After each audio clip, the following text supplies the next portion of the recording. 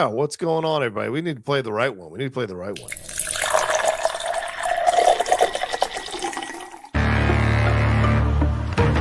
Yeah. Money make the world go round. I'm trying to get it all right now. Everybody worry about the crown being. Look, homie, I'm the man right now. Talking to a PI kind of time. Yo, what's up, everybody? Welcome to a brand new episode of Spill the Tequila. So I have to say this right off the bat for everyone who's joining us right now. Thank you. There's about 30 of you hanging out with me right now live. Unfortunately, we do not have Winston A. Marshall with us tonight because of the Hollywood fires. And so apparently there's the Runyon Canyon is now apparently on fire. And so the Hollywood Hills is the fire is moving through the Hollywood Hills and is affecting Winston A. So Winston we just got on the horn here, and Winston was like, "Do you mind if we call it because I have to get ready, pack my stuff, get on out of here." So these LA fires are affecting a lot of people, and sadly, this is what's going on in the world of LA, and we're seeing a lot of people getting displaced. I heard some recently terrible news from people today, from friends of mine who are being affected by the fire. A couple of people that I know that might be losing their houses to the fire. So it is a tough time right now. So unfortunately, we will not have Winston tonight for Spill the Tequila. So if some of you want to pop off, I will totally understand. But I promised you a live show. I'm here safe in San Diego, thank God.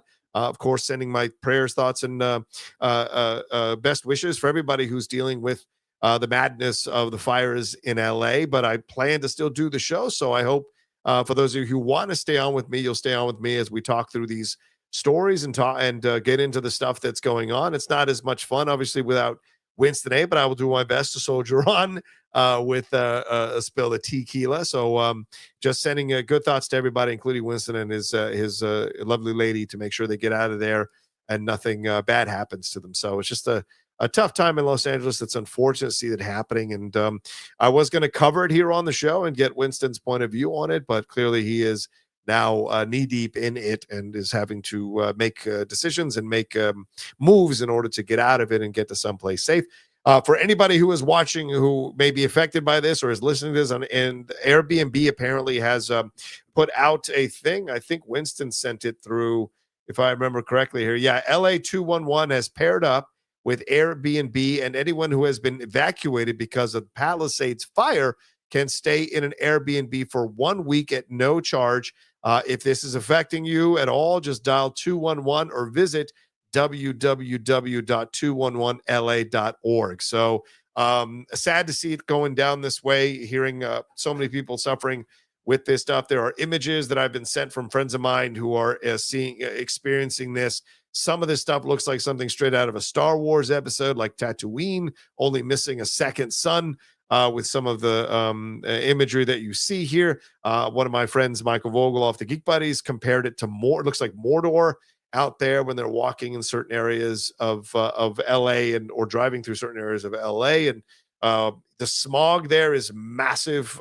There are huge clouds that are hanging out over complexes and really ominous stuff when you're looking at this. So it's just unfortunate to see it all happening.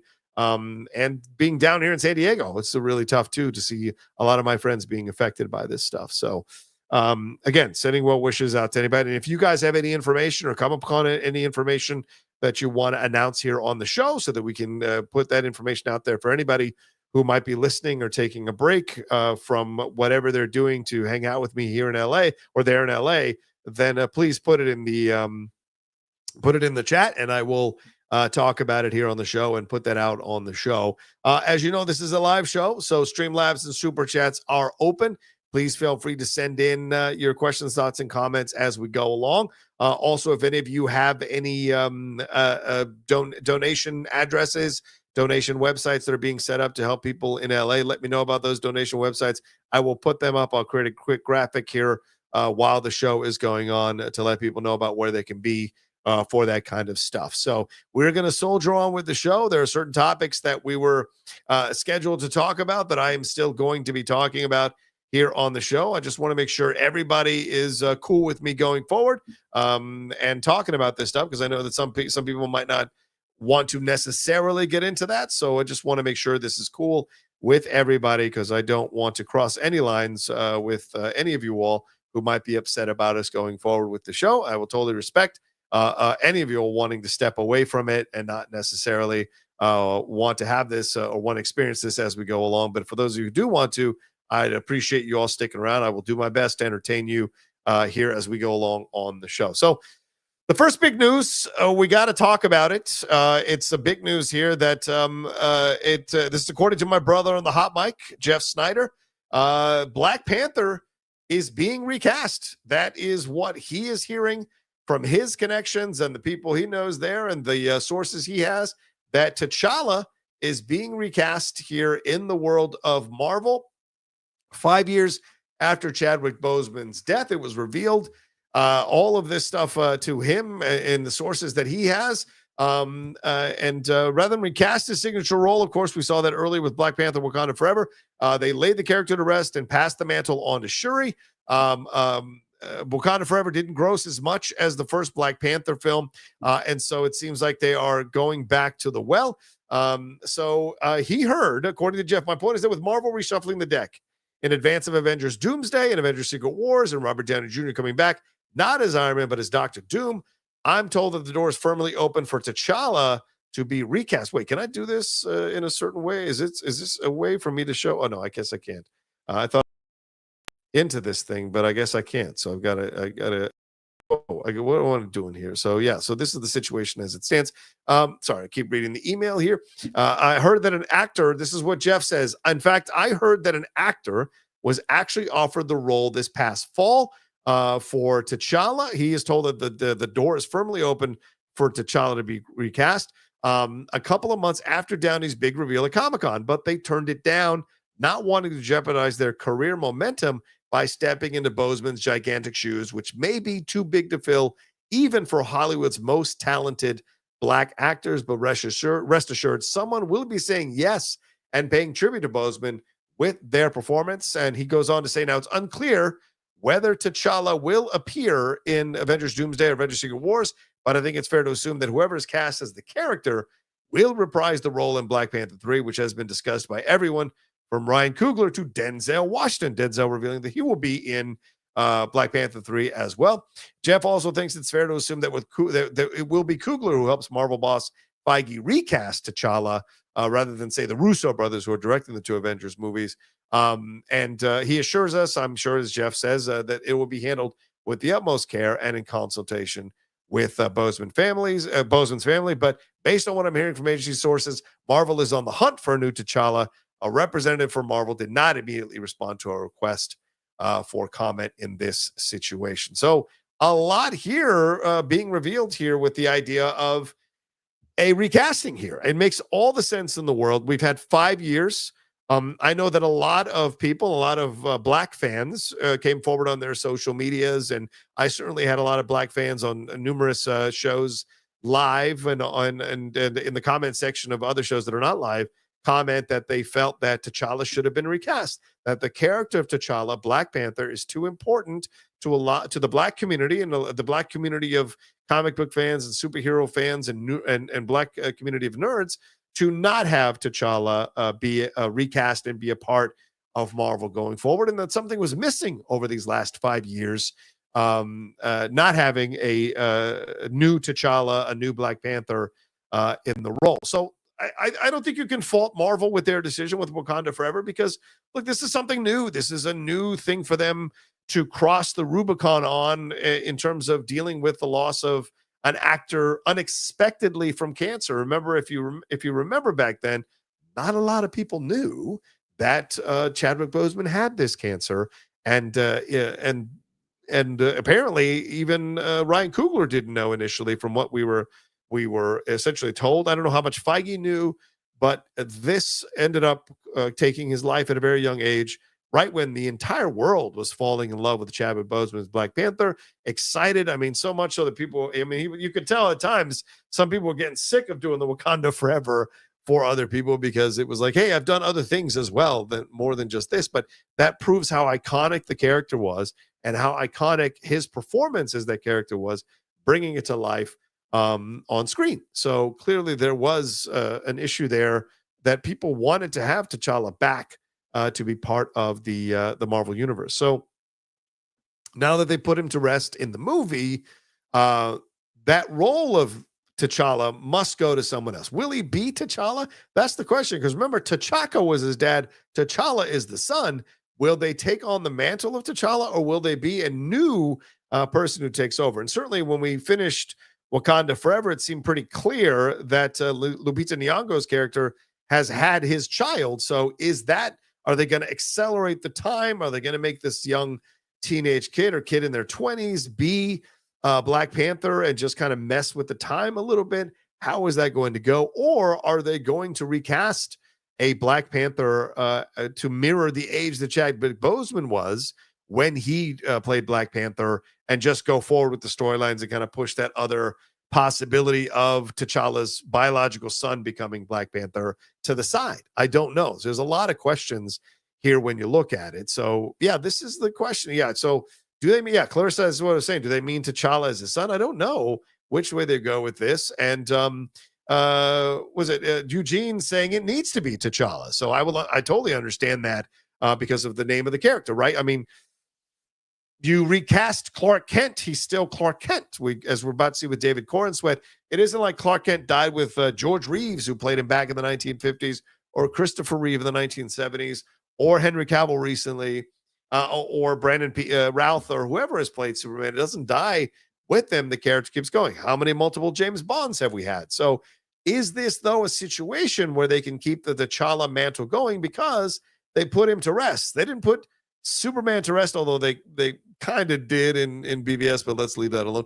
But they didn't put like Bond to rest or anything. So it's a passing on, right? Dread Pirate Roberts, it's a passing on. Will that be the way they go with this? So it'll be interesting to see the path they walk down. And Jeff told me off mic last week about the actor turning it down. And so when he added that to his story, I can verify that that is something that Jeff's known about for a bit. So I'm not surprised that this, and I think he told me who the actor was. I can't remember the name of it right now in my head. I'm not going to reveal it, obviously, but it was a younger actor. So the idea of stepping into Chadwick Boseman's shoes, I don't fault that actor for being like, you know what? It's a little bit too much for me to take on right now as I'm ascending through the ranks of Hollywood. People are going to have their expectations. People are going to have their points of views on whether it should have been recast at all. People are going to have their feelings about whether he's going to take on the mantle. Do you think that they bring him back from the spirit realm and just say like, oh, well, you know, he went into the spirit realm. When he came back, he's got a different face. He's got a different body, different look, but it's still T'Challa, you know? And it's not like the MCU doesn't have a history of recasting characters or recasting actors rather, and they stay the same characters we saw with Don Cheadle and Terrence Howard, that being the most famous recasting that we've seen. So, and look, they're bringing back Robert Downey Jr. to be Dr. Doom. Would this T'Challa possibly be a Black Panther from another universe that, with the slamming together of Secret Wars and the multiversal stuff and everything like that, will this be a T'Challa that jumps over from another universe to be the T'Challa of the main universe of 616? Is that the way they're going to do it? Because from what I understand with Fantastic Four, it feels like they're already in existence. They're already doing their thing in a separate universe, and they're somehow going to come be a part of the main universe. Will they do the same thing with T'Challa? So it seems that the fact that they're recasting, they've got plans for T'Challa with these Avengers movies to bring him in already fully formed. So will this be a T'Challa from another universe, mirroring the age of Chadwick Boseman when he passed, that will just step in and you can keep going with the storylines? And Shuri just kind of has to navigate that as not necessarily his sister, but someone who was the sister of the former Black Panther. So they kind of find a brother sisterhood in essence, although they're not biological brother sister. They find a brother sisterhood in essence to work together. What will be Lupita Nyong'o's reaction? What will be Denai Greer's reaction to this, or their characters' reactions to this? So it could be really curious. And especially, well, no, we don't have to worry, I guess, for those of you who've seen Wakanda Forever. I'm not going to spoil anything, but we don't have to worry about a certain someone worrying about how T'Challa will fit into that universe. So very, very curious stuff. I like the idea of recasting. I think it's time. I mean, 5 years is been long enough to honor the memory of Chadwick Boseman, and I think people are ready for a new Black Panther. I don't think people gravitated necessary to Letitia Wright for whatever reasons, whatever people's reasons are, as being the new Black Panther. She served, I think, the role well for what they did in Wakanda Forever, but in the end, I think people do want a male Black Panther to be in that role because that's what they've kind of grew up on. It doesn't mean that down the road it can't be a female Black Panther, but it isn't a situation where they naturally passed it on to a female Black Panther. It was that he died unexpectedly, and so they had to improvise on the fly. And from what I remember with Ryan Coogler, he had to rewrite that script 3 times to make everything work because of everything that was happening during the course of making that movie. So it's a lot to ask, for sure. So it's a situation that we will keep our eye on. But I think what do you guys think? Do you like the idea that he could come back and be a part of the universe? Do you think this could be something that you'd want to see from him? Is this something that would excite you to see? Let me know what you think here on Spill the Tequila, and what you think about the situation. Would it go that route? Oh, speaking of which, I don't. Let me see here. So let me think of something here. I'm trying to think on the fly because Winston and I just it was like immediate that he was out on this. So I have to kind of think on the fly a little bit on how I want this all to look. So maybe I should do certain. Hold on. Give me a second here because I'd adjust the look of this overall and see if maybe I can get this right so that it mirrors the what we were going for in the overall look of things. So I don't know if I can get this right overall because I do need the logo, but I don't even know if I have the logo here on the computer. So it might be difficult to do that because I've got the old the Outlaw Nation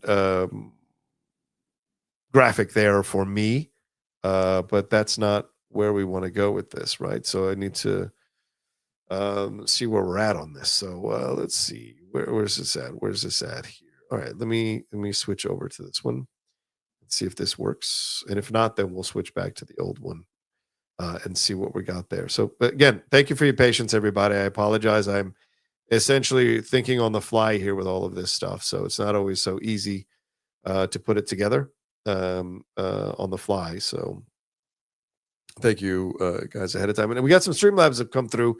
So let me answer those 2 that have come through. If you want to send in Streamlabs super chats, I would appreciate it. It would mean a lot to be able to get some love from you all on this. So yeah, that's kind of how we have it. Yeah, maybe that doesn't work. I guess I'll just go back to this. Let it be as is. All right. So in the future, I'll be aware that I need to make a singular one just in case for moments like this. So we will see. All right. Where is the super chats here? Let me get to them real quick. We have one from Julius Wyatt. It says off topic, but Denise snubbed at DGA makes me so upset. Yeah, I'm frustrated by it as well. I don't understand the hate people have in the voting community for Denis Villeneuve and the amazing films he brings to life, from Sicario to now Blade Runner 2049, Arrival. He rarely ever gets the love and respect and attention he deserves for the films he does. Wicked is nowhere near as good of a film as Dune Part 2. It's actually insulting for me to think of anybody thinking that it's anywhere near as good as Dune Part 2. That is my favorite film of the year of the past year. And so it just shocks me that this is still a situation that Denis has to deal with overall. So thank you, Julius, for pointing that out. Emmanuel E-Man Noisette says, hey, John, keep up the great work with the channel. Thank you. In case you didn't know, I started the Recast T'Challa movement a couple years ago. When you get a chance, ask your boy Jeff why he blocked me on Twitter. I have no beef. Well, most of the times Jeff blocks people because they make certain comments, they ridicule him, they say negative things towards him. So I don't know what your interaction was. But if you come on the show on the hot mic tomorrow, we will be live at 4 p.m. PT. Then let me know. We'll ask the question, or I'll ask Jeff about it. We'll see how he responds to it. But you got to respect his response. Just like he'll respect you asking, you got to respect his response on it overall. So you started the hashtag Recast T'Challa movement a couple years ago. All right, respect to you, E-Man. Good stuff. Because clearly now it's come to bear that they are going to recast. So we will see what happens there. But what do you all think about this? Do you want this to happen? What are your feelings on all this? Do you want to see the recasting? Who do you think you want to see recast? as T'Challa. Let me take a look at some of the suggestions people have. And I just saw Cynthia Erivo on the red carpet, kind of manifesting playing Storm. So we may get a live action Storm with Cynthia Erivo as Storm. I think coming out of Wicked and the incredible performance she delivers in Wicked, that might be something to consider as well. So, I mean, that could be interesting to see her performance in the MCU coming off of what she did in Wicked. So here's where comicbookmovie.com. Let's bring this up. Comic Book Movie, I go to them often. I like their writers. I like their approaches here. So with Comic Book Movie, let's take a look here. What have we got? Oh, and can I put myself? I guess I can't put myself on. Oh, yes, I can. Let me take my graphic down. So this is a new thing that there we go. Look at me. I'm on the screen. Nice. This is a new thing that StreamYard has put into effect. So there at the bottom, I'd like to be a little bit bigger, but that's as big as I am right now. Anyway, all right, let's get into this.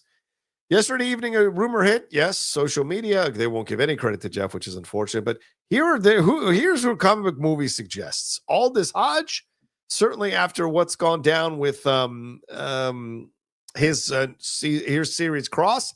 A lot of people liking Cross on Prime Video, playing Alex Cross from the James Patterson novels. He could be interesting. I have interviewed Aldous twice.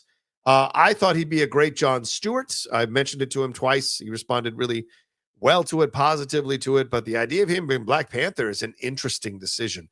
I think he has to go maybe another level up as an actor to really embrace T'Challa, but certainly has the look and the edge and the imposing presence to do it. So it could be interesting to see this. T'Challa variant or an adult version of the boy. But you'd have to move a lot of things around if you're going to make an adult version of the boy from the second movie. Jovan Adepo is someone that people are mentioning here from Fences, Mother, Babylon, his three daughters. You've seen him in The Leftovers, Jack Ryan, When They See His Three Body Problem. I just saw him in something recently. I can't remember what it was. I saw him in some movie and I was talking about it. So he played Hooded Justice in the Watchmen series with Regina King, which earned him an Emmy nomination. So he's a fantastic actor for sure. So he could be interesting overall. A lot of people have been suggesting John David Washington. That's been kind of the popular suggestion over the last few years. And wouldn't it be interesting for him to act in the movie opposite his father, Denzel? Because Denzel has said that he's going to be in Black Panther 3. So that could be interesting. Will he be there going toe-to-toe with his dad? Is he the right choice for Black Panther? I mean, the creator didn't do that well at the box office. Tenet wasn't that well received, but a lot of people think John David Washington is a damn good actor, certainly coming out of Black Klansman. People liked him in Tenet. I know a lot of people liked that movie, liked him in Tenet, so it could be interesting to see John David Washington as Black Panther. John Boyega, this could be interesting. John Boyega I liked what he did in The Woman King. I didn't see they cloned Tyrone. I need to see that one on Netflix. But I certainly like John, and I thought he got screwed over by what happened in Star Wars. So John Boyega's Black Panther, that's a hell of a thing for him to take over and do. And certainly he has experience working with Disney under that umbrella. Didn't really like the experience, and I've heard rumors that he's, as I've said for over a year now, that he's coming back to reprise his role as Finn in the Star Wars universe. Well, what other great way for them to approach John Boyega than to have him be their Black Panther as a way of saying to him, hey, we're going to take care of you because we know you didn't have a great experience the first time under the Disney umbrella. This could be a great way to repay him for that situation. Kelvin Harrison Jr., I know a lot of people liked Kelvin Harrison and were suggesting him for a number of roles over the last few years here with Trial of Chicago 7, Cyrano, Elvis Chevalier, which is the picture there, Mufasa the Lion, being a voice in the Mufasa the Lion King movie that is out now as well. So it could be interesting that it could be Kelvin Harrison Jr. who plays Black Panther or T'Challa. I kind of like that idea. It's a good choice as well. Very strong actor. And of course, Michael B. Jordan, who appeared in the sequel. I don't know if I agree with this suggestion. So here's the explanation. Michael B. Jordan first played Killmonger in 2008 Black Panther. He died in that movie, but remains one of the best villains. He showed up as in the Astro playing cameo in Wakanda Forever. So could he have survived and maybe he's the T'Challa in another universe, right? I think we saw that in What If, that Killmonger becomes Black Panther in another universe. So, I mean, if they're going to go separate universe, they're going to go multiversal in this situation. I think the possibility of him being T'Challa would be really interesting. And I think a lot of people loved him in Black Panther, and in a way, you kind of reaffirm what he wanted to have happen in Black Panther, which is him saying, hey, listen, this is the situation. You're ignoring Black people all over the world because you guys are insulated. We need to do more. And in the end, although Killmonger died, you had the beautiful moment with T'Challa on the cliff there in Wakanda. And then T'Challa did, in essence, do what Killmonger wanted him to do. He took a suggestion and did it, implemented it. He put himself out in the world. He wanted to help other Black people in the world. He wanted to share the technology, but still remain very much Wakanda. So, in a way, Killmonger taking over, although he's T'Challa in another universe, I think for a lot of people, that could be an easy accepting thing, much more than bringing in a new actor to play T'Challa. So I think that would be an interesting situation. Eugene asks a good question. Can he do an African accent, though? I don't know, Eugene, and that's a fair question to ask. Can Michael B. Jordan do an African accent? I don't know. It's a strong actor, right, Michael B.? So it would be a good challenge for him to play that role. And so it could be interesting. I like that idea. Let's see here. John Boyega is Sajadic says, John Boy, I like, but we don't need the Finn baggage. And I don't think he has the right physique. Does he have a great accent? He does have a great accent. He did in The Woman King. I thought his African accent, and look, don't come at me. I'm not some African accent expert, but certainly it felt to me like it was authentic and worked on like Viola Davis's accent was, and other people in the film there as well, who also did a really good job with their accents as well. Like Lashana Lynch, who I thought was really good in as well. And Marley Marr brings it up a really good point. William Hurt died from cancer, and they recasted Harrison Ford 5 months later. That's a great point. I don't think Thunderbolt Ross had the footprint in the Marvel universe that T'Challa and Black Panther had. So it's much more of an easier fix, kind of like with Terrence Howard and Don Cheadle. It's an easier fix to make that move. This is going to come with a bigger reaction, right? And look how people are reacting to Captain America, the Captain America situation, right? Anthony Mackie is not becoming Steve Rogers, but in essence, he's replacing Steve Rogers, which is a cousin of recasting a situation, because it isn't like they stopped the Captain America movies and then they waited 5 years and started a new Captain America movie with a new universe. It isn't like James Bond, right? Like they stopped. They stopped Daniel Craig, and now it's going to be a new James Bond. Or before Daniel Craig, they stopped Pierce Brosnan, and they're bringing Daniel Craig to be James Bond. This is still within the universe of the MCU that is currently ongoing. So that would be interesting to see if they went that route overall. But I kind of like the Michael B. Jordan one. I'll be honest with you. I'm leaning towards that direction, and I'm okay with them bringing a new actor. I'm just kind of leading towards that situation. Mike D. Bradley says, no, Michael B. Jordan has limited range. I don't know if he has limited. Is that true? Do you guys think that? I've always liked Michael B. I thought he was damn good in Creed. Great as a young kid in The Wire. Was it a Tom Clancy or whatever military thing he did on Prime Video? I thought he did a good job in that. And I loved him as Killmonger in Black Panther. So interesting. I don't know if I would say that he's got a limited acting thing, but of course it's all subjective. You feel he has limited acting ability. I don't know if that is true for him. I think what Eugene brought up, the accent situation, is something that you really want to get authentically correct for sure. Eugene also says MBJ Superman, I can see, but that's a discussion for another day. Yeah, because obviously Michael B. Jordan can do an American accent. Can he do a Kryptonian accent? That's the question. Let's see who else people are suggesting here. Let me look at other people who might be, or other places who might be suggesting who they would want to see. Let's see here. Anybody else that there's a 5? No. Black Panther rumor, Black Panther the Sons. Who would be the Black Panther of the future. Who could play T'Challa? Who should be the new Black Panther? Here we go. Look at these forums. Anything here? Any suggestions here? No, I don't see anything. What do you guys think? Do you guys have someone that comes to mind? Because I mean, Aaron, what's his name? Oh God, I'm forgetting the name right now. From Rebel Ridge. Is it Aaron Pierre?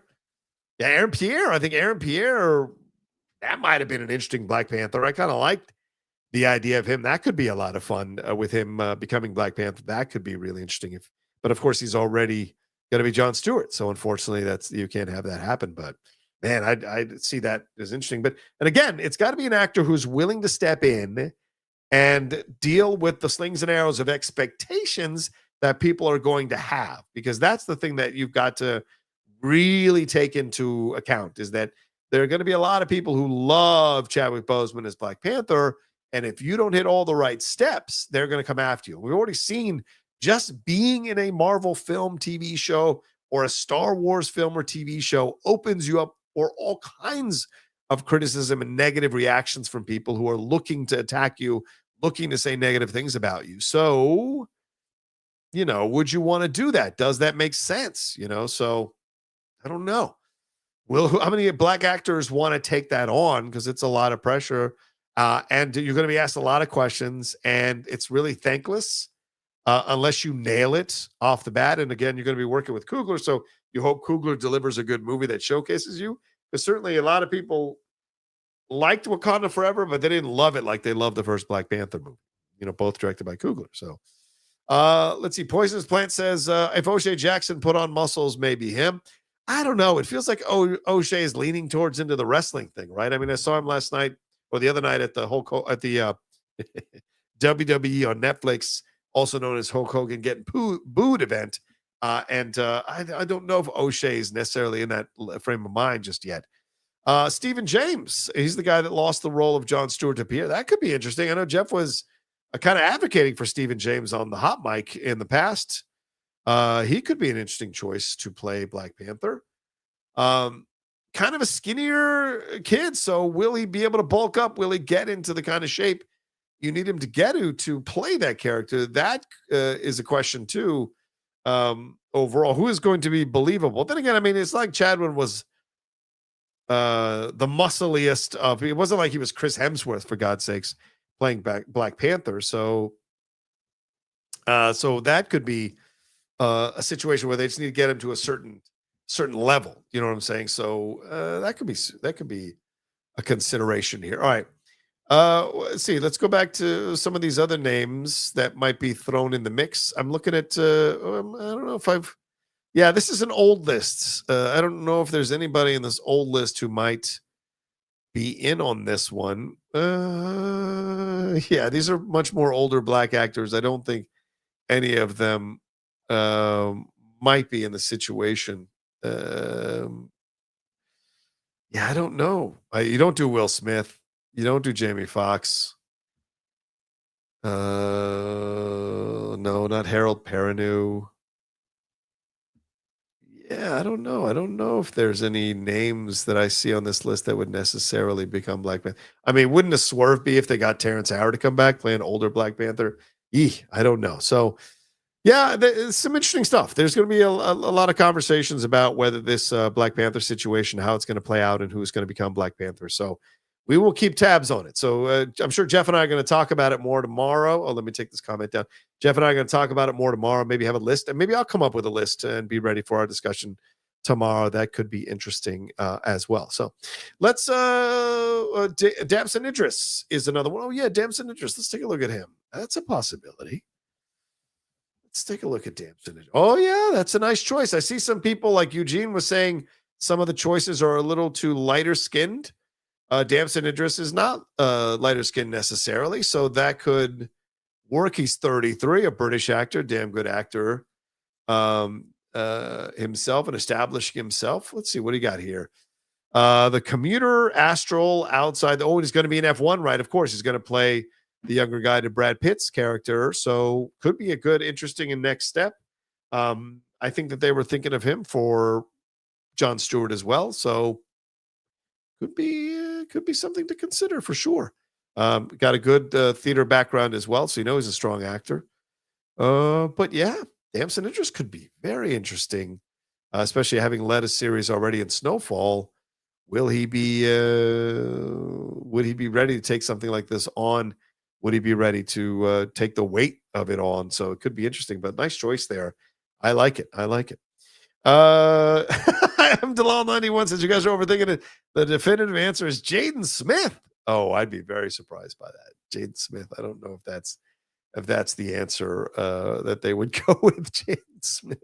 So someone suggested David Johnson. Let me take a look here. David Johnson. Let's see if this is maybe the choice. British actor and writer, David Johnson. Oh, yes, of course. From Alien Romulus. Ooh, damn. Ooh. I did like him in Alien Romulus. Ooh, I did like him in Alien Romulus. How old is he? He's 31. 31. Okay. Yes. Yes, exactly. You had my interest. Now you have my attention, sir. Oh, I like that idea. I think that's my number one choice right now. That's a great suggestion. How tall is he? I don't think that matters, does it? I mean, let's see. He's 5'9". Chadwick was what? Probably 5'10", 5'11". Chadwick was 6 foot. So 3 inches off. Maybe that makes a difference. You could add, a foot or two. I mean, sorry, an inch or two to his boots. Lifts, Jerry, lifts. So, I mean, it's possible. I kind of like the idea. Aaron Moten. Oh, yeah, from Fallout. Aaron Moten. Let me see here. Maybe. I mean, David Johnson's number one right now. Yeah, I don't think Aaron Moten. No, I don't think. I like Aaron Moten as an actor. I don't know necessarily that he would be the right choice. I think he's the right choice for other things, but I don't think he'd be the right choice for this necessarily. So David Johnson is such a good actor. I think it walks in the footsteps of Chadwick Boseman with the same kind of reverence for the craft. There's a seriousness to him and also a slight playfulness to him. If you watch the Alien Romulus press junkets and press interviews he did with the group doing stuff for like Vanity Fair and stuff. So, yeah, okay. I think David Johnson, I like that idea. The more I sit with it, I like it. Poisonous Pint, yeah, that's a great point. Regaging Page, certainly they were looking at him for Bond, and people liked him in the Dungeons and Dragons movie. So that is a possibility. That's a mainstream choice because he's certainly damn good looking, and he's got that kind of leading man energy. So very, very possible. But yeah, I like David Johnson. I like that. And he also has a little bit, I don't know, there's a little bit of look, there's like his face a little bit, the T'Chaka stuff you can see there maybe. So yeah, I like that idea. All right. I like that idea. Okay, so let's hit some of these super chats before we move on to our next topic. And thank you to everybody who's joining me here. This is an impromptu show because unfortunately the fire spread in LA to the area where Winston A. Marshall is at. And so he is having to emergency pack, him and his girlfriend. So his lovely lady there. And so I wish them, of course, I hope they're safe. And he was like, do you mind if I cancel for tonight? I was like, go handle your stuff. Be safe. I'm here in San Diego. I'll handle the show for tonight. But definitely go and handle your stuff. Don't worry about it. So thank you to everybody who's joining me. I'm so very honored that 234 of you are joining me live right now because, you could have easily left after Winston couldn't do the show. So I appreciate you all hanging out with me. Let's hit these super chats and then I'll move on to the Fox sports news scandal that's happening and get y'all's thoughts on that because that shit is juicy. So, J_Mobile says, I'm curious if they'll get a new actor to be T'Challa or someone that already exists in Wakanda will be a multiverse version. I doubt it would happen, but I always wanted Michael B as the next Black Panther. Hey, I think everything's in play, especially if some of these actors start turning them down. Wait, I need to move my boy back here. There we go. If some of them start, I get a Black Panther Funko. If some of them start turning him down, turning Marvel down, then it starts to open up the opportunities and the possibilities of who it could be. So I think it's very possible that Michael B. Jordan could be in consideration, kind of like James Gunn and Matt Reeves talking about Robert Pattinson as Batman. I'm sure they're having those conversations. Whether it's going to happen is a separate conversation, but I'm sure they're having those conversations. I'm sure Michael B. Jordan is a consideration right now in the halls of Marvel right now. So not a bad suggestion, J_Mobile. And don't count it out just yet. John Ashford says, greetings, Outlaw. Hello, John. Very nice to see you. Did you get a chance to watch that Escape from New York deleted scene I suggested? Damn it, I didn't, John. I'm sorry. It's been busy with the holidays, been busy with all the stuff I'm doing. Honestly, coming back to work this week, it's been a lot of stuff. I mean, it's not like I even took a day off. I think I took one day off during the whole break of Christmas and New Year's. I had to work through most of it. So I took one day off overall. So I didn't get a chance to rest as much as I would like. So I will get on top of that. Do me a favor. DM me that scene on X, and so I can check that message and watch it, and I will get back to you my opinions on it. Thanks for your patience, John. Jason Ashcroft it says, if the allegations are true, the Skip Bayless and Joy Taylor news is wild, disturbing, and troubling, extremely troubling by Joy, and despicable from Skip. So I will address that, Jason. So let me put a pin in that because we're going to go step by step through that here in just a second. Karen, but thank you very much, Jason, for your super chat. Karen Vondermaiden says, prayers for California, and I hope people donate to the Red Cross of California. Absolutely. Donate to the Red Cross to help people out there who are suffering. Please try to ignore all the people who are using this as an opportunity for political gain. It's disgusting. Some of the stuff I've seen on social media coming after what's going on here.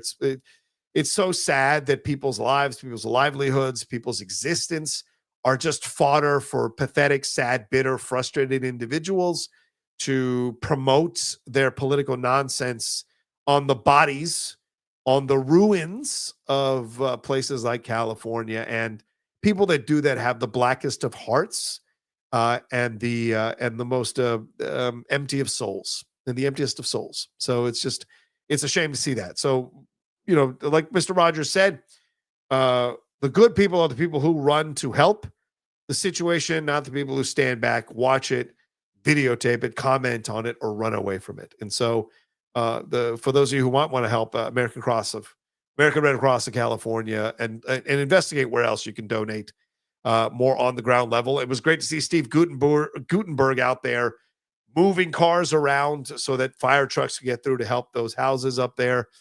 You know, I see some people going, "Oh, the rich actors, screw them." It's like, man, these are human lives, y'all. You know, it's human lives.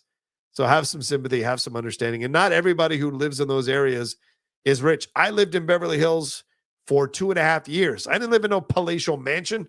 We lived in a 2-bedroom apartment. So that was, surrounded by some crazy people. So we paid the rent. Yes, it was a little bit expensive, the rent, but like we weren't rich, for God's sakes, and not even close to it. So you just never know how people are living in certain areas and what have you. So have some sympathy, empathy. It won't kill you, for God's sakes. But thank you, Karen, for suggesting that. Kaylin J says Stephen James is perfect for T'Challa. He's also worked with Chadwick in the past. I think we talked about Stephen James, or Stephen James rather, already. Kaylin, thank you very much for the suggestion.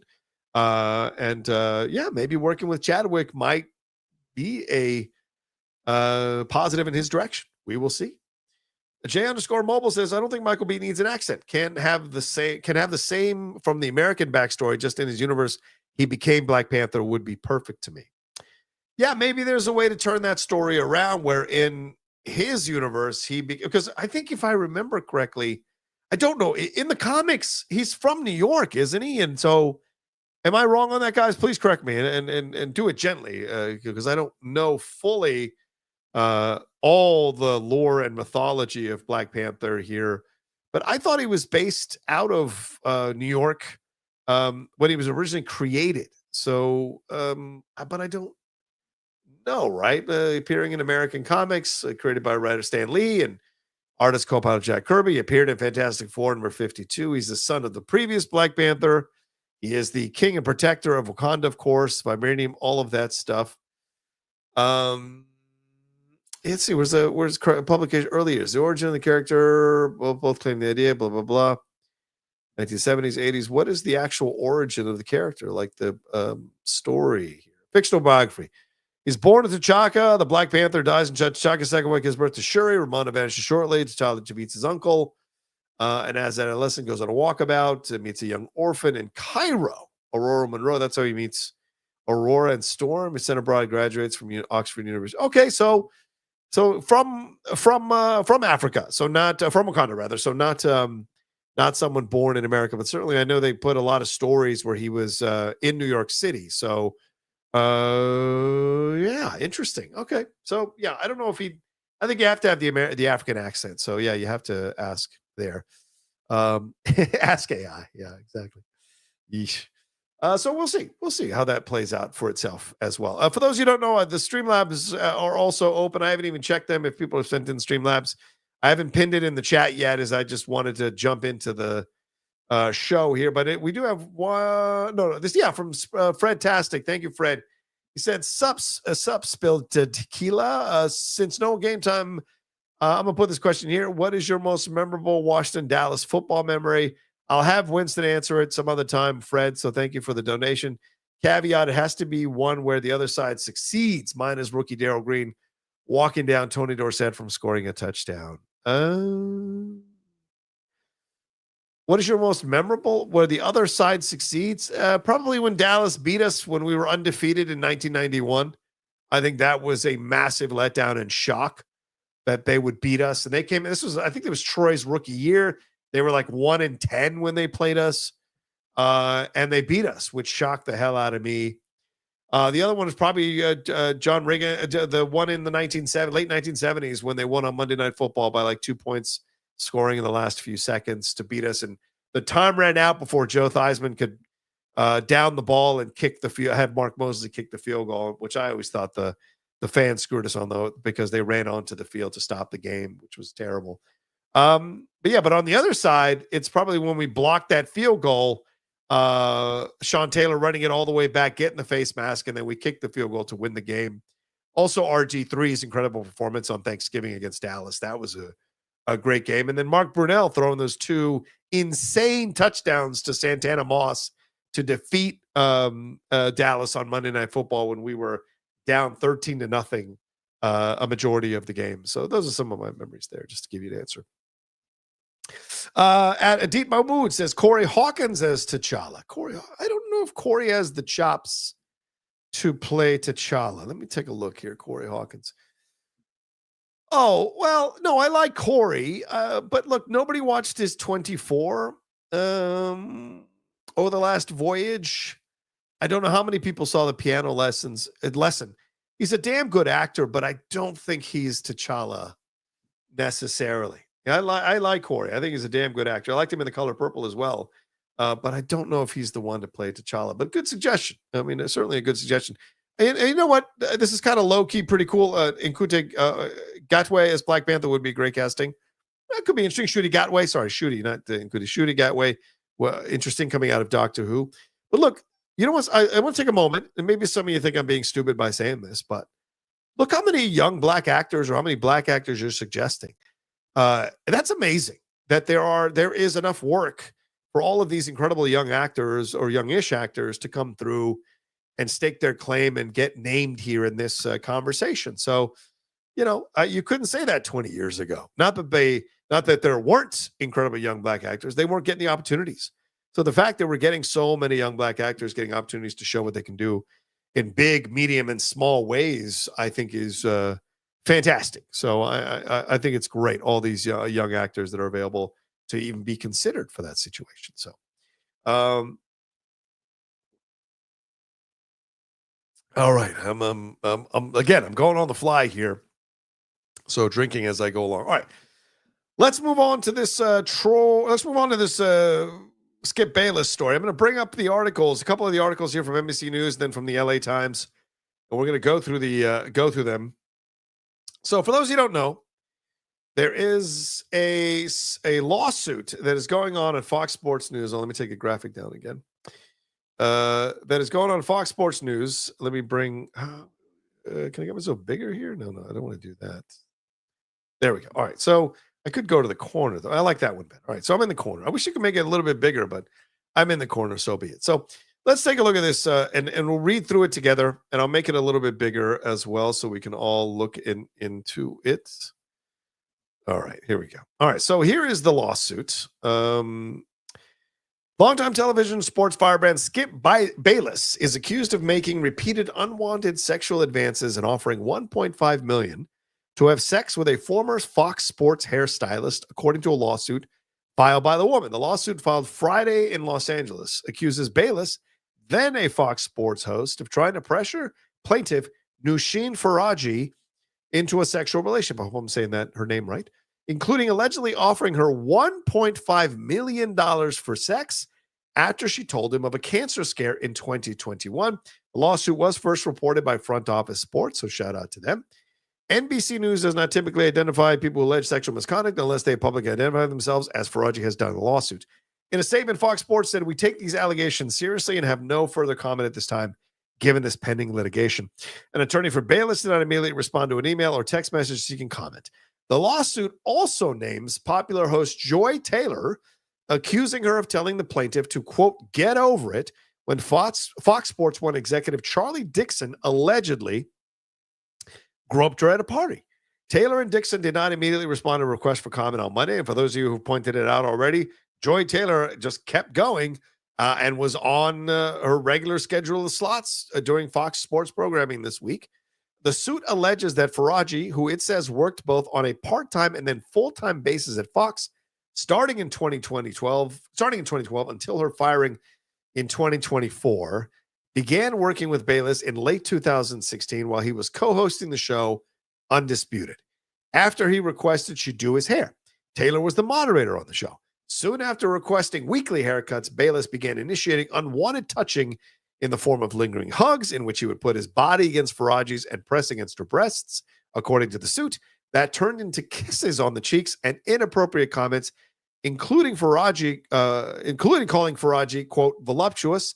The lawsuit alleges, quote, Mr. Bayless then started being more aggressive and direct in his advances. Ms. Faraji continuously declined, stating that she did not date at work as she is a single mom and needed her job. After discussing the issue with a coworker, both decided it would be detrimental to report the situation since Fox, quote, protected powerful men, according to the suit.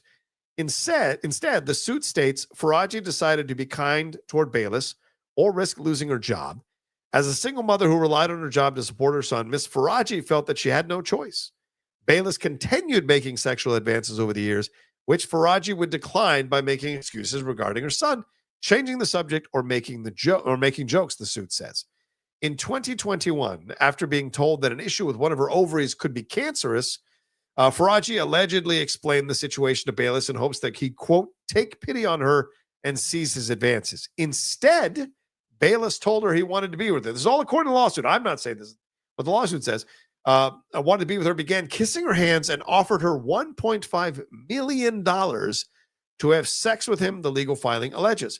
Faraji made an excuse to leave, the suit says, and around June of 2024, before his departure from the network, and that was due to diminishing ratings, supposedly, Bayless allegedly told Faraji that he had fantasized about having sex with her and asked how much money it would take for her to acquiesce, to which Faraji responded by replying that she had already refused his $1.5 million offer, and her answer would not change.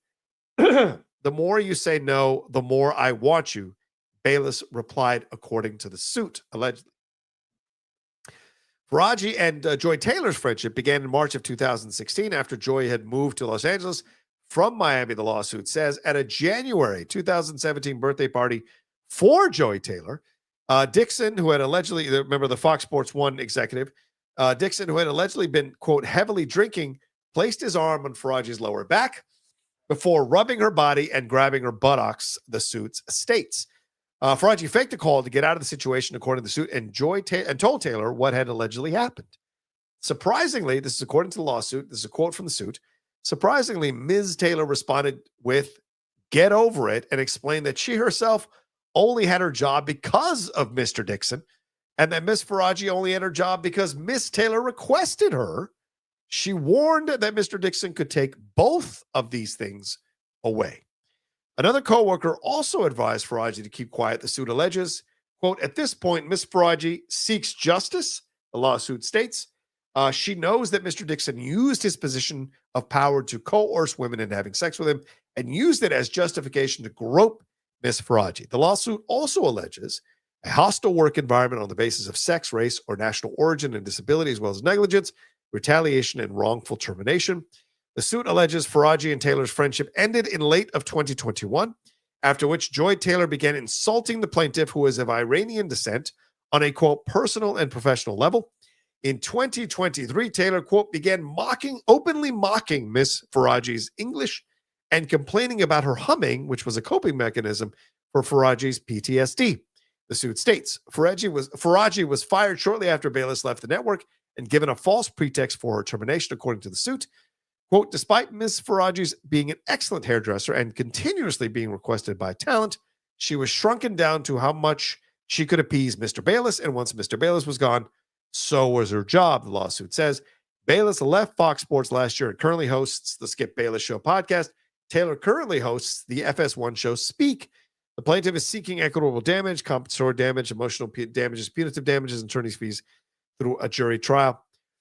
The suit also includes class action allegations and claims Fox employees were not paid for all of their hours worked, compensated for overtime, or reimbursed for business expenses. So that is a lot. Let's move over to the LA Times one, because I want to make sure we get that one as well. And then I have one more that I want to make sure we hit. So, this is the one I want to get to. So that's pretty much a good idea. There's also allegations here that Joy Taylor slept with Mr. Dixon to achieve her role and her status, and then apparently slept with Emmanuel Acho as well.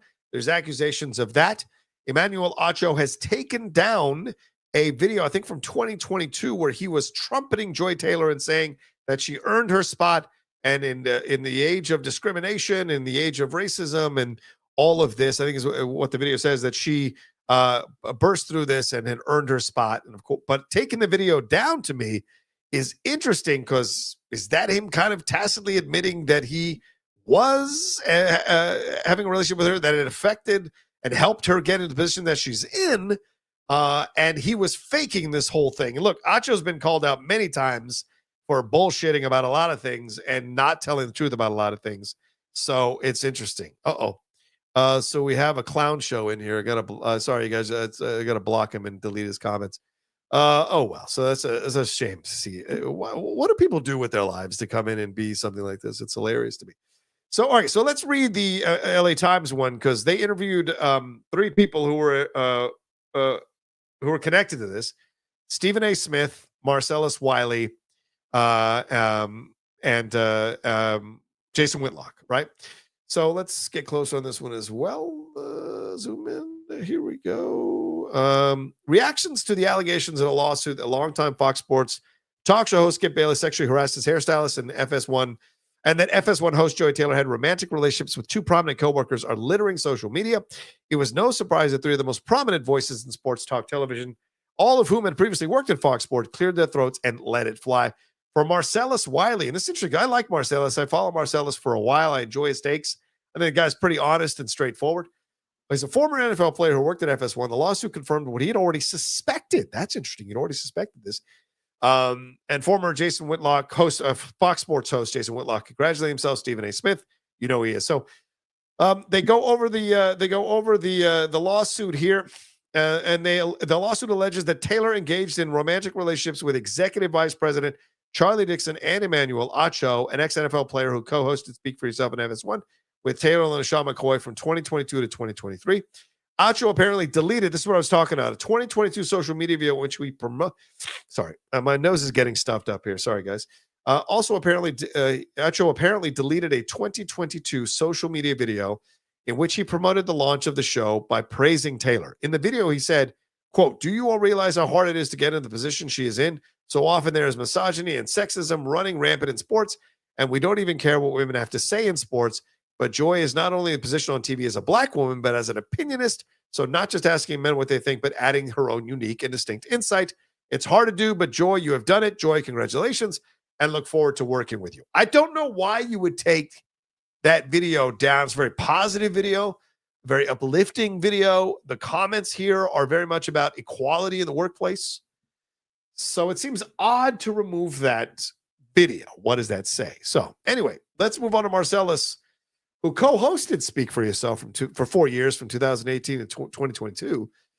First with Jason Whitlock, then with Emmanuel Acho. He addressed the lawsuit on his podcast saying, quote, "I never heard that Charlie Dixon and Joy Taylor were sleeping together. But upon hearing that, I'm not going to lie to you all, makes a lot of things make sense.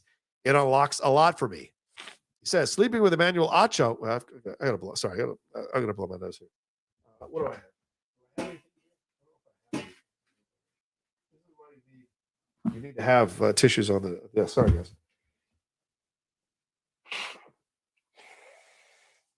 I don't know why my nose is stuffed up. It's weird. Anyway, maybe because I'm talking too much in an extended amount of period of time.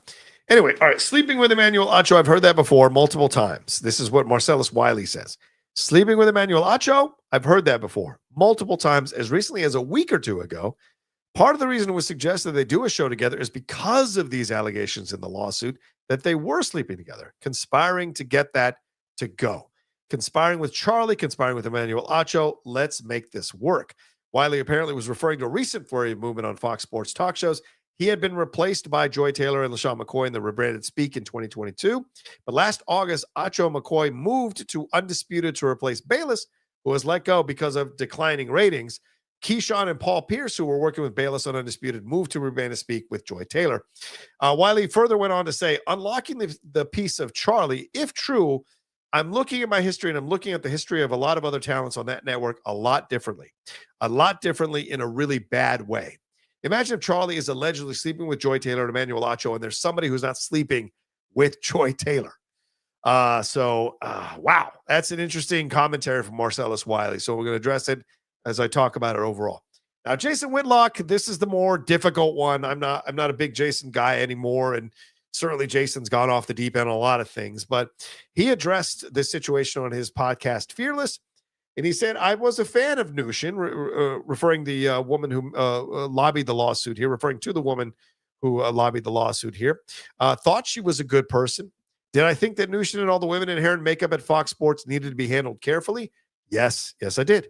Anybody that knew me and knew my reputation at Fox Sports, it was like, hey, I'm going to come into this makeup room. I'm going to say very little because I'm not going to give any of you leverage over me. So then he talked about Joy Taylor, and it says the article here, he attempted to make her alleged romantic relationships with coworkers a symbol of what he perceives as societal ills. He said, then he made some questionable comments. Joy Taylor is a symbol of this whole feminist movement, this whole Black Queens movement, this whole DEI movement, this whole sharing everything with women and quote, hey, there's got to be a woman host on all these shows. Well, there's consequences to that. And this whole system has been set up to create the kind of chaos and division and inefficiency and corruption that we're seeing spelled out in this lawsuit and all across American media. I basically, for the most part, just kept my distance from Joy Taylor, not because I didn't like her, but because I knew myself. I know what I'm capable of. Like, Jay, keep your distance. That's going to get you into trouble. Now, I'm not going to read or reference the other stuff that Jason said because it was pretty, I thought it was pretty crass and objectified Joy Taylor in a way that's not necessary in addressing the story. So if you want to look up what more he said about her physical features, I am not going to talk about that. Moving on to Stephen A. Smith on his podcast, Stephen A. Smith Show, he said that while he is, quote, heartbroken for his former colleague, Skip Bayless, he has zero knowledge about the veracity of Faraji's allegations. Just put a pin in that for a second. I haven't been in that Fox Sports, but this is his quote here. I haven't been in that Fox Sports building in more than 20 years. I'm not here to castigate Ms. Faraji. I don't know what happened. I've known Skip for just as long, and I can't imagine it. The Skip Bayless I know has a hard time giving away $15. He's one of the cheapest people I know. Imagining him in this position is shocking to say the least, and all I could tell you is that it's not the Skip Bayless I know. But that doesn't mean that I have any inside knowledge of this. I don't, and I'm not going to get involved, even though he's going to comment on it. It's incredibly dicey for people who don't know how to act like they know. Smith did add that people he's spoken to, quote, that have some knowledge, unquote, about Faraji say her allegations shouldn't be taken lightly.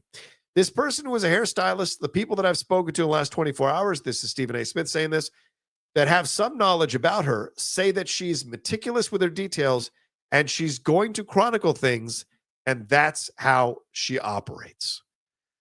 All right, so that's everything. For those of you who may have been wondering what the whole big story was, I wanted to make sure we covered it fully as we talked about it. So, whoo, this is some crazy stuff. Absolutely crazy stuff overall, because I mean, if what she is alleging is true, it goes beyond the pale of your standard sexual harassment or sexual innuendo conversations, because this idea of, in a workplace, offering money to sleep with someone you work with is horrendous. The fact that she keeps telling you no, and you're a married man and you're not respecting that situation.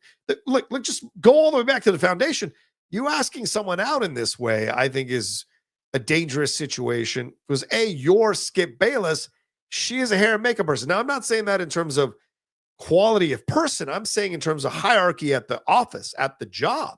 So that is an unsettling situation to consider.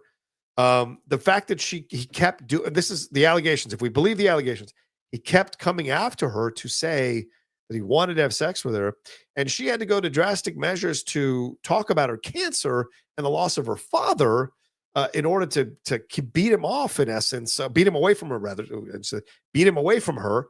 That is so sad, because he didn't take the cue, he didn't stop, and he kept going.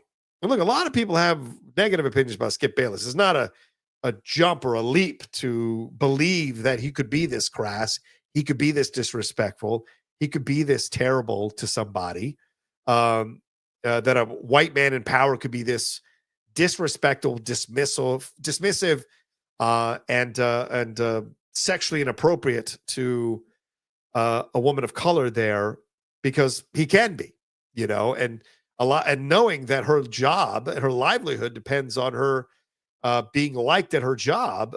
How big of a footprint does Skip Bayless have that he could have bullied her out of the job if he wanted to? And so she felt that she had to play nice, that other coworkers were telling her, you have to play nice. And this is not like in the 1970s. This is a few years ago, and so this is an unsettling situation to consider if what she says is true about Skip. Which, for me, I don't know Skip personally, so I can't say one way or another. Stephen A. Smith saying, well, $15. But yes, probably with the dudes hanging out with other rich dudes, he's like, well, fuck you. I'm not going to give you $15 even because you're rich, you have your own money. It doesn't mean that he wouldn't necessarily offer someone who he wants to have sex with money, right? Because when you're hanging out with your boys and splitting the bill, you're not wanting to fuck your boys and split the bill. That's a whole nother ballgame. So that's a different situation. So to me, I think you have to consider all the possibilities. But I think the devil's in the details of what Stephen A. Smith said at the end there, that he has spoken to people who know this woman who lobbied the lawsuit, Nushin Franji, and that she is meticulous with her details. Everyone tells you when you work in a job, always create a paper trail. Send yourself emails, write things down, date, time, get it notarized, get it verified, send it to yourself certified mail. There's all kinds of things that you can handle for yourself to protect yourself in situations like this. So that's the craziness of it all. And you have to be aware of these kinds of things. It's really unsettling. So, but on the other side of this thing, the Joy Taylor situation is, how can I say this? It is much more complex, right? Because there is this idea of women sleeping their way to the top. Certainly a lot of people on the conservative side, the MAGA side of things, use that as a tactic to go after Vice President Kamala Harris. And it was disgusting. It was pathetic. It was sad. It was sexist and racist and misogynistic as fuck. And I hated it, right? I hated it. Women know that is something they fight against. The idea of you got to your position because you slept with somebody. I've spoken to many women in many different fields, and that is an accusation that comes with the job all the time, from other men. Yeah, Melissa, sorry. Winston is not here because of the fires going towards the Hollywood Hills. So he unfortunately had to beg off the show, and he has packed up his stuff, him and his lovely lady are packing up their apartment in preparation in case the fire spreads further and comes closer to their domicile. So I apologize that he is not here, but if you'd like to leave because he's not here, I totally understand that, totally respect that, Melissa. So just thank you for stopping by. But yeah, so with the Joy situation, much more complex because Joy is a woman, an adult woman. She has a right to do what she wants to do with her body, with her livelihood. And if she allegedly slept with an executive to get to a position, and then allegedly slept with an anchor to get to where she's at, that is her business, her prerogative, her decisions, right? And you want to be upset about that, and you want to say, well, she didn't earn this or that. That's a personal thing for you, and I understand if you might be upset about that, right? But I think she has a right to do. It's not illegal what she did. She has a right to do what she wants to do. And if this got her to the top, that's her business. You know what I'm saying? That's her business. She is opinionated. She is very confrontational, aggressive, at times dismissive, judging and judgmental and condescending. So I think that opens the door for other people to be this way towards her with a lawsuit like this, because they want to feel this. They have issues with what she did. They have issues with her decisions. Where I take issue is if for the allegations, because that's her business, sex, all that, that's her business. I don't care about that stuff. What I do care about, though, is what this woman alleges in the lawsuit was that when she came to her, woman to woman, about the situation and expressed, this is allegedly, again, expressed her uncomfortableness, her unsettled nature of reaction to it. She told her allegedly to get over it. And that's disrespectful on so many levels. That's dismissive on so many levels. That is someone not caring about a woman in pain, a woman who has suffered something traumatic for her. Because just because something's not traumatic to you doesn't mean it's not traumatic to her, right? And you have to wonder, if she was sleeping with this executive, did she say get over it because she was protecting him because of her own personal feelings for him, or the fact that he helped her at Fox Sports, possibly, allegedly, again, I'm not saying any of this happened, allegedly helped her get to the position that she's in. So you have to, all of that comes into play when you're looking at the situation from outside of it objectively. Was Joy defending her position and his position by telling her to get over it? And then later, when their relationship deteriorated, and I have to believe it probably deteriorated because maybe she heard about her making these allegations in the wind. Maybe she'd heard from, because listen, everybody talks at places like this. Everybody fucking talks. I've worked in numerous work situations for entertainment, creatives, what have you, television, whatever.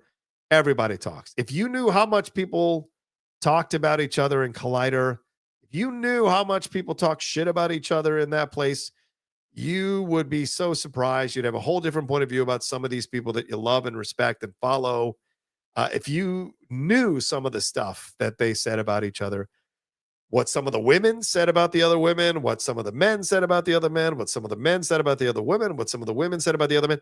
And by extension, the freelancers that came through Collider and some of the stuff they would say. So, I mean, it's just mind blowing. I have text messages. I was going through the other day, just kind of randomly typing in words, and some of the text messages that came up from some of the interactions I had with people in the past, speaking about other people I'd totally forgotten about. So, like, yes, I'm sure the same happened at Screen Junkies. The same happened at all the big outlets, whatever it is, Screen Rant, whatever you want to say, comicbook.com, like wherever. People talk shit. People get jealous. People cast aspersions. People want certain things and denigrate others because they think they're better and should get it. And look, I'm no angel. You know, you guys have a year or two ago or 2 years ago, what I said, you know, when I was upset about Hector booking stuff, you know, and that's fractured our friendship. It has fractured our friendship since. And, you know, even when I owned up to it, it still fractured our friendship. I should have never said it. It was me being petty and jealous. And so it happens. People are going to talk in these places. People are going to spread their gossip, spread their rumors, or people are going to talk about their situations that they're confronting, if the sexual harassment they're receiving, sexual inappropriateness, and people are going to talk. That person's going to tell other people. Those people are going to tell other people, and that's how it works in all those situations. So yes, Mike Joyce says you save all your text messages, brother. I don't just save all my text messages. I also have saved a bunch of Slack messages that I have from some people that I will use at some point down the road if certain things pop up or certain things happen, which have not happened. So I don't need to use them. But yes, I always save everything because you never know. And so in those situations, yeah, like I said, Planet, every job has its drama. Fox, I'm sure ESPN, I'm sure they talk all kinds of mad shit about each other at ESPN because there's not a lot of like well-adjusted, healthy, normal people that do these entertainment jobs. They're just not. It's always going to be people who want to aspire to achieve certain things, and they're going to use whatever the political movement or socially acceptable thing. You know, I mean, I've dealt with that in my line of work. I've seen people who trumpet wanting to get access for people of color, for Latinos, for Black people, and I've seen them close the door once they get through the door and stop other Latinos or other Black people or other Asian people from advancing because they want to protect their small plot of land that they got, even though they complained using the minority or diversity argument to get through the door. They closed the door for other diverse people to come through. I've seen that with women. I've seen a lot of women who trumpet the old idea of like, you know, a woman first, the future is female and all this kind of stuff. I've heard them talk crap about other women. I have text messages from some of them talking crap about other women in the field. So these are these things that you see. You know, don't believe everything you see from everybody up front who's putting stuff out there. A lot of them who claim to be all about a gender, all about a color, all about equality or diversity aren't always about that. Doesn't mean that everyone is like that, but there are some, and they are out there. And so they are part of the workforce that you will deal with. One of the reasons I enjoy, and I'm very blessed, I can pay my bills doing what I do now, is that I don't have to work in an office or work in an outlet where that kind of stuff happens, where jealousy, pettiness, people making up stuff about you and what have you is a part of daily life. You know, I'm very happy I don't have to deal with that. I'm blessed in that way. You know, I love my co-hosts on all my shows. I'm always appreciative that they want to do stuff with me. And you guys know, if I got an issue with any of them, I bring it up on the show, you know, like I do with Jeff. So those are the things that I'm very blessed to be able to do. I wish I could be further along in my career so that I'm having a much more financially stable nest egg being built up, but I'm working towards that. I'm building towards that. No matter how much people want to take me down, no matter how much people want to create videos or fabricate nonsense to try to take me down, I just keep going. That's how I'm built. And let them wallow in their anger and jealousy, their bitterness and their hate and their darkness. It's not my business. I need to move forward. So That's how I'm built. And so, but you see that. And so I'm not surprised that she's alleging that she tried to talk to Joy, this to bring it back to the lawsuit, but did not find a receptive partner there in Joy. And I don't know if it's the truth or not. Again, this is allegedly, right?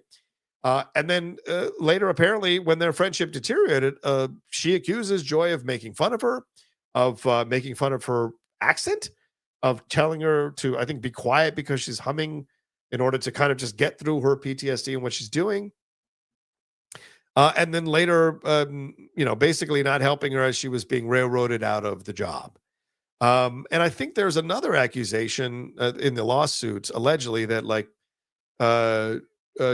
Joy was up for fabricating an allegation in order to keep her status or keep her job. That's the dangerous part of it all, right? I mean, I think that affects everybody, right? Like even people who are very much on the pro-woman side believe all women when they speak about these kinds of things. When you have someone who is allegedly willing to fabricate a sexual harassment or allegation story in order to maintain their job, that's dangerous because it affects the people who have legitimate concerns. And then when they get found out, the men who were maybe on the fence about it now kind of look at it and go, wow, do I have to question everybody? And we're back to square one.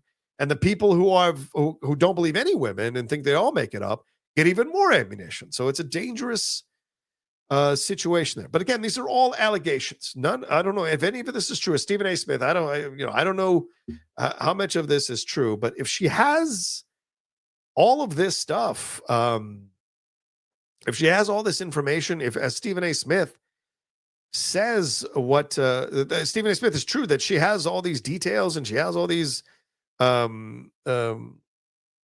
facts or has evidence that will bring things to light, it could get quite hairy over there at Fox. And I imagine they are talking to their lawyers. They're probably talking to her lawyer and seeing what they can settle for to push this all away. Because, I mean, the last thing you want as you're going into the playoffs, NFL playoffs, when arguably, because it's the timing of this was on purpose. She logged this lawsuit right when the major sports networks are about to get the most traction they get all year for anything they talk about, which is the NFL playoffs. And that's on purpose to bring the most amount of attention to this lawsuit, the most amount of spotlight to this lawsuit going into opening weekend of the playoffs. That's on purpose to try to get Fox Sports' attention. And I have to say, I think she got it. And the fact that all these people are talking about it all over social media, she got their attention. So now becomes, what are they going to do? Are they going to settle? Are they going to keep going with this? Are they going to, are they going to come to an agreement where there's an NDA? There's a lot of questions going into all of this. And is she the only one? That's another part of this. Are there other women who've been abused by Skip? When we saw this, we've seen this before, where people start coming forward in droves with all this evidence because one person finally came forward, had the guts to come forward, had the details, the facts, has meticulously written everything down. So they have a mountain of evidence. Now they can feel more comfortable coming forward because there's all this stuff that's come out. We saw that Deshaun Watson case. We saw that in other cases because, yes, our society still, sadly, vindicates judges and hurts women who come forward to talk about this kind of stuff. Because I'm a fan of the believe all women in terms of let's hear what they have to say. It doesn't mean that every single thing anyone says who is female is the truth. Like we're all human beings.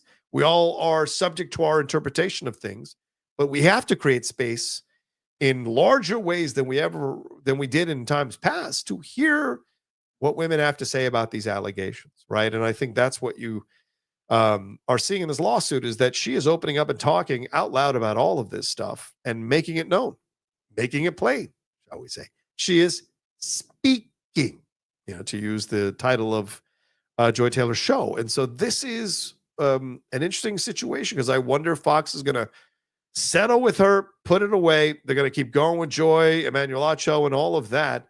Or if it's going to be addressed worked with them personally, and they are moved off certain shows. I mean, we saw that with Rachel Nichols and the situation she had battling at ESPN was it Maria Taylor who was going to take over the NBA beat, but then left to go to NBC and host Sunday Night Football.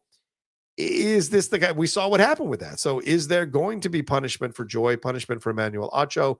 What is the situation? Or will they not care because Joy and Emmanuel are get a lot of attention for the channel? And certainly now in a post-Trump world, how much of that is going to be let go and not going to be as big of a deal? How much of these allegations, sexual assault allegations, sexual harassment allegations, how much of those are going to get shoved under the rug because people don't seem to care about it? So it is going to be an interesting situation because we're dealing with it right now with the Justin Baldoni, right? Blake Lively situation, right? Baldoni came out. The movie came out. The premiere happened, and all these people went after Blake Lively. The internet sleuths saw all this stuff. Are like, wait, what's going on here? Jeff and I had heard stuff that something unsavory things happened on the set that she was a part of, that she initiated. And so that's what we were hearing. And then, of course, she launched her lawsuit because she claims her business went right down into the toilet. I think it had nothing to do with the old Baldoni situation. I think it had to do with the fact that she was made a massive mistake putting her brands out there on the red carpet. And for a domestic violence movie, that's just such a wrong signal to send to women and to people who are allies of people who suffer domestic violence. And I think that's what affected it. I don't think it was Baldoni, in my personal opinion.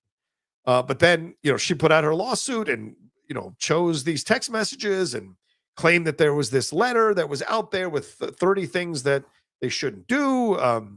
And that, Ryan Reynolds, I think, had to call him out for the fat shaming. And then he, with his lawyers, produced texts that were in context, with the texts that were presented by Baldoni, but by Blake Lively, but in context, so we had a better idea of what the lawsuit was. And when they were calling out his publicist for being connected to Johnny Depp, they called out her publicist for being Harvey Weinstein's publicist. So now it's all messy. Now it's all dirty. Now you've got, Baldoni's lawyer going on Megyn Kelly's show, which is a shame, and having this conversation about all this stuff. And so it just becomes dirty and messy. And I think they're just going to solve it at some point and settle for a certain amount of money on both their sides because now people are twisting. So I had a friend who was on Baldoni's side and made some comments, then recorded a video saying, "Oh, I can't believe I believed the man. I shouldn't have believed the man. I got to believe the woman." And now that the receipts come out from his side, silence. You know why? Because you wait for everything to come out before you start to opine from your own personal point of view what you think is happening. So so there's a lot here. So this situation, I think we're going to hear that is going to be settled. I think it's going to be settled, and I think because I think if more people start coming out, Fox Sports is in some trouble here financially. I think if more people start coming out, you're going to start see some real issues. And will that affect the viewership?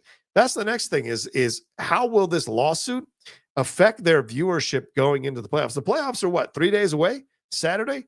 How is that going to affect the viewership of the Fox Sports programming leading up to the playoffs?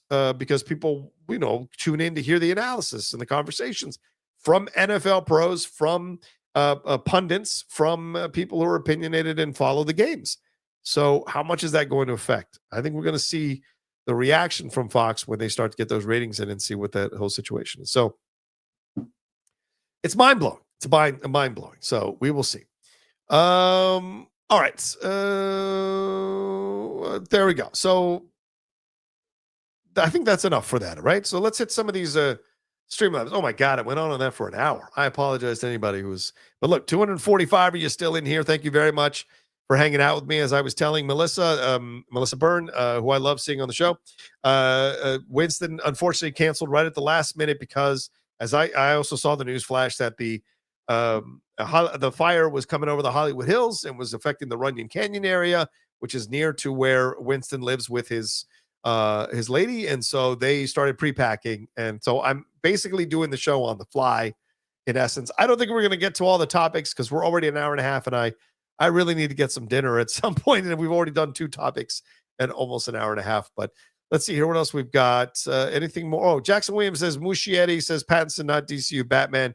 Jeff, wrong. Where did first of all, why is Muschietti saying anything? And to be honest with you, he doesn't even have a movie in motion, and I don't know where you're getting that from. Let me take a look and see if there's an actual quote from Muschietti. All right, here we go. YouTube. Andy Muschietti says Robert Pattinson will not be the DCU Batman, and that Matt Reeves is doing something entirely separate. That's fascinating because the first comment, interesting, since Reeves said less than a week ago that it was still being considered, but who knows? Let's see. Do they have the actual quote? I don't know if they have the quotes. I know it's on YouTube, but I'm not going to watch a whole video. I just want the quotes because he was talking on there. So I guess no one has the quote. Maybe he said it. Okay. No, this is okay. There is a Batman that everyone knows is the Batman that belongs in the new universe. The Batman of Matt Reeves is obvious. He's not from the new universe. That's what Andy Muschietti said. So maybe he's being sent out there by Gunn to kind of quell this stuff. Or maybe he's doing something else on it. So we will see what the truth is in that, because I'm sure there's a lot more to overcome or to look at us to come on that situation. Oh, Marco says, always thought John was in LA. Yeah, I was in LA. I lived in LA for 20 years, brother. But I moved out in 2020, right when COVID was really hitting everything, because I found I could do my show from another city and not have to deal with the madness of LA. And certainly it's been nice to be here on in San Diego and away from that kind of stuff. But my heart goes out to everybody there in LA who's dealing with this indirectly or directly, because it seems pretty brutal, sad, terrifying. And already we're finding out that people are losing their lives. So that's another reason why this is pretty terrible. Michael Baldwin says, invite me on your show. I'll do it. You'll do what? I don't know what he means. What is he going to do? So, all right. So what else do we have? How's the food scene? Food scene is great in San Diego. There's a lot of great places downtown. And even in the smaller areas of San Diego around downtown, the smaller cities like where I'm at, because I'm essentially kind of like a Glendale type or Burbank type situation, where I'm a little bit outside of San Diego, not in San Diego inside the city. We're kind of on the perimeter, but we're considered San Diego. So there's a lot of great stuff around the areas as well. So it's a really great city. I love being here. It would be awesome. JMB says, yeah, Roxy called into Christian show saying her and her car were covered in soot. Think she's okay. Her and Steph were able to stream and update us a little bit ago. That's great. That's great. I didn't know they were on live tonight, so that's awesome. They were able to do that. Any other Streamlabs or Super Chats that have come through? I want to make sure I don't miss anybody's Streamlab here. What else did we have on the schedule to talk about here on the show? Because I'm going to have to cut it for sure. Trump. Yeah, I want to talk about that with Winston. All right, well, maybe we cut it here, man, because it's an hour and a half, and you guys have been on, and you're very kind to have been on this long. I was going to talk about the predictions for the football, but it's not as fun without Winston. I was going to he wanted to talk about the Trump one in Greenland and Canada and the H-1B visa controversy. So we haven't. So since he's not here, it doesn't make sense to talk about it. So because I think, of course, we both think it's utterly stupid, the Canada Greenland thing, and of course, it's the greatest way to distract you from the fact that he's not going to lower the price of eggs. He's not going to be able to deport the amount of people that he said he was going to deport. He's already walking back a lot of his promises. Well, look, we're going to take Greenland. Look, we're going to annex Canada. You know, it's just shaking the keys at the child type of thing. And so it's a sad situation the way it's going out. But you know, I'm going to leave it alone for that stuff. Winston just posted on Instagram that he evacuated. Yeah. See, so yeah. God, I'm so worried about my friends up there, man. So worried about my friends out there. So fuck, I love them so much. I don't want anything to happen to them. All right, much love to them. But yeah, listen, let's cut it there because I need to get. Michael says if you ever need a backup, I got you. I'm in media. Well, send me your stuff, Michael. DM me your stuff. Let me take a look. I like to discover new people to hang out, but you better be good. I've had people pitch me before and I watch their stuff and it's terrible. Let's be honest with you. If you pitch me, you better be good. I don't bring anybody just on the show or on the channel. You better be good. So you might get your shot, but you better be fucking good. That's what matters, honestly. So, I've had many people pitch me. King Sport Cow says, tell me a memory from your bachelor days. No, I'm not going to do that. No. Those were years ago, and they were better left in the past. Better left in the past. Here's what I will say. Don't do Tinder, do Bumble. Bumble was much more productive for me, as that's how the Lady Outlaw and I met. And letting the woman make the first move was very relaxing in the process. So I would suggest that as well. Marco says, we're getting John to 40K subs in this quarter. Oh, I would love it, Marco. I would love it. I've got to do my part. I got to do shorts. I got to do more shorter form content. I've got to be out more to do more stuff. So it's on me, though. But yes, any help would be awesome from you all for sure. I got to take a look at that Reacher season 3 trailer tonight with the Lady Outlaw. She's fantastic, and we'll watch that. We're also watching Day of the Jackal. I don't know if you guys are watching Day of the Jackal, but that is a damn good show. We're 5 episodes in. I'm going to hopefully talk her into 2 episodes tonight. But we're loving that show. Black Doves is another show we discovered recently that we enjoyed. Landman's about to wrap up. That's the final episode is this weekend for the season. What else are we watching here? Oh, we watched a really awesome, insane, funny as shit documentary on Netflix I can recommend to you guys. That is about an Elvis impersonator who sent anthrax to the Obama White House and all the madness that was involved in his life. It's like a 3-episode documentary series. It is insane. You guys have to watch it. I had no idea there was such a massive Elvis impersonation situation going on in the South. Like, I know I get it, Memphis and all of that, but like, I didn't know how, I thought it was all Vegas. The fact that it was deep in there and then the murders and all, there's a lot here. You guys should absolutely watch that one if you haven't. I wish I could remember the name of it, but I can't right now, but that's something we've been watching. What else have we watched? Is there anything else? We finished up Abbott Elementary for now. If you're not watching St. Denis Medical, I think that's very funny on Peacock or NBC. They're on a hiatus right now because they're coming back after the winter break. Yeah, I think that's everything we're watching right now. Oh, and Bad Sisters. For those of you who maybe didn't catch Bad Sisters season 2, it is out. All the episodes are out. Highly recommend it if you haven't watched that. That's another one I think you guys should absolutely watch. Oh, Galaxy Geeks have been here. What's up, Luke? Thanks so much for hanging out.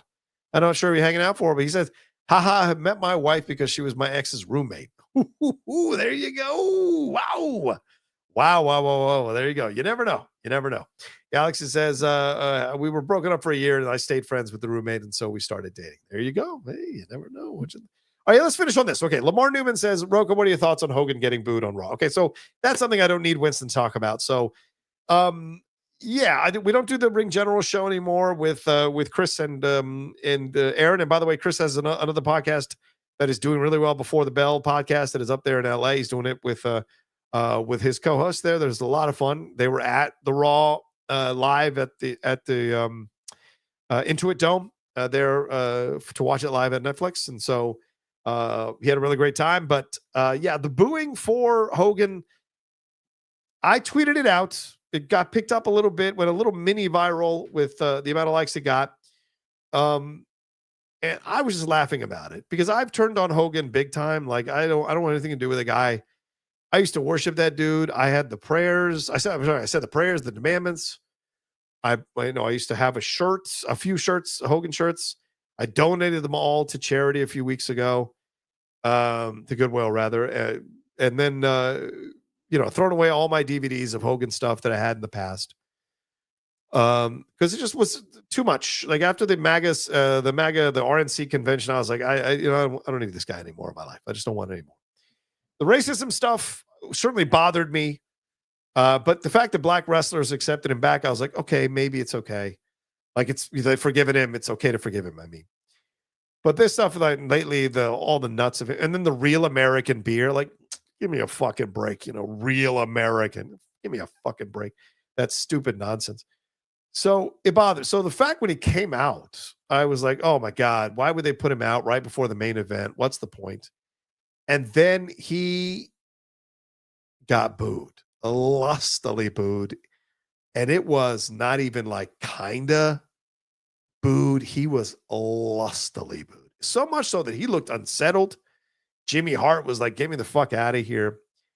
And of course it's LA. So in my mind, I immediately went, well, you were stupid to bring out the guy who spoke at the RNC to the LA crowd and think he wasn't going to get booed. But other people have said, well, it was more than that. Like, it's the racism thing. It's the way he's treated wrestlers in the past. The Jesse Ventura legendary thing about, the union versus non-union stuff. And then watching the Vince McMahon documentary, certainly there's not a lot of positive things about Hogan in that. So fair. It might have been more than just the political stuff, but certainly you can't separate that out. I think it was the mixture of everything now in retrospect. He's just not a liked guy. Aaron texted me from Ring Generals, and Aaron said to me, they booed him in Tampa. They just turned the volume down because it was they could have controlled the volume with that event, and they turned, so it didn't look like they were booing him that loud on TV. But this was live, and this was on Netflix, and they weren't necessarily doing that 6-second delay, so it was there for everyone to see. So he gets booed apparently everywhere he goes for a number of reasons. But in LA, I think distinctly that was an element of it that was probably pretty big, because people have this fallacy or belief that only Republican or conservative or MAGA or red state or country people like wrestling. No, pro wrestling appeals to a lot of people. I mean, the good versus evil, the idea of the small guy fighting back against the corporation, fighting against the evil thing. A lot of Democrats, liberals, and progressives gravitate to that and connect with that because they see themselves as good. They see themselves as pure, as doing the right thing, even though, and watching other people cheat to achieve what they've achieved. Other people lie, other people push falsities in order. So that's what the heels do, right? The heels create their own narratives about what's happening, right? For years, Jesse Ventura, Bobby Heenan always said about Hogan that he was an evil guy, that nobody saw it. And so you have that thing. So that's what they serve the purpose of being the heel versus the face. And so there's a lot of liberals and progressives and people in the middle who gravitate to pro wrestling because it is built on the good person against all the odds overcoming the evil person, either in charge or part of a corporation, or just the evil person messing up their lives. And so it's not exclusive to one thing or the other. And me being a lifelong liberal, Democrat, progressive person in the middle on some of the financial stuff, I have loved wrestling since I was 9-10 years old. Hogan was my first, Dusty was first, Dusty Rhodes. Then it was Hogan. And then, of course, into the Attitude Era with the NWO, The Rock, Hogan, Austin. Not Hogan, Austin, Rock, Austin, Triple H. I mean, it was a fan of DX. All of that stuff was amazing. I wasn't the biggest Cena guy. I liked a lot of the other people around Cena, Daniel Bryan, Batista, Randy Orton eventually, even with his stuff in the past. Edge, certainly loved Edge. And so, they've got the things. So for me, wrestling is always, and that's why I still cover it. That's why I still talk about it. That's why I did a live reaction to it, because I still love it. It still means that to me, no matter how much MAGA influences. I know Triple H and Stephanie were at Mar-a-Lago for New Year's. I know Linda McMahon's going to serve on Trump's in administration in some way. And I know Vince is a huge Trump guy. So what? For me, it's about the wrestling. And I think the stories that are told are about inspiring people to overcome odds in order to achieve certain things. And yes, it's all fake. It's all pre-scripted and all of that. So when Hogan came out and they booed him, I was shocked. I was just legit. You can see my reaction. It's on the channel at the live. I was just shocked at seeing that kind of thing, because I had no idea that I had no idea that people would react that way to him, and that they would let it go on for as long as they did. I think they thought that it was going to die down in the cheers, like they do, let's go Cena, let's go Rock, that kind of thing, or fuck you Cena and we love you Cena. Like there's the battle, but it never came up. It stayed booze the whole time, and it was very, very shocking. And it was such a big deal that it was covered by all these news outlets, including CNN, And Today's Show, Variety covered it as a separate article. Like, it was mind-blowing. Deadline, I think, had it as well. Like, it was that big of a deal. So I think there's a commentary in that. So that is mind-blowing to me. Just absolutely mind-blowing to me. So to me, this is long overdue for Hogan. He's not going to learn a damn thing from this. It's going to make him double down even more. He's going to be like, well, those liberals in LA, of course, they never mind that all those people paid good money to be there. And that The Rock said that it was a historic night. So you can't disrespect the audience while also kissing the audience's ass. That doesn't make sense. So hopefully he's learned his lessons. He takes his lumps and he moves on from here. And maybe, just maybe he reconsiders his approach of alienating half the country with the approach he's taken. Because you can crow about 74 million people voting for Trump, I think is what it was. Kamala only lost the popular vote by 1.5%. And some people stayed home who voted for Joe Biden. So you can't tell me the country is fully MAGA or is hardcore red state. You're still alienating half the audience. And a lot of people say on the MAGA anti-woke side, Republican side of things, conservative side of things, like in our field especially, like, why are you liberals alienating half the audience? Well, same goes for you. Why are you alienating half the audience? You know, it goes both ways in your approach to things. So yeah, it is what it is, y'all. So it's just 1.4%. That's all it was. It wasn't that much. And it's the they talk that mandate nonsense. It's the lowest popular vote difference in a very long time.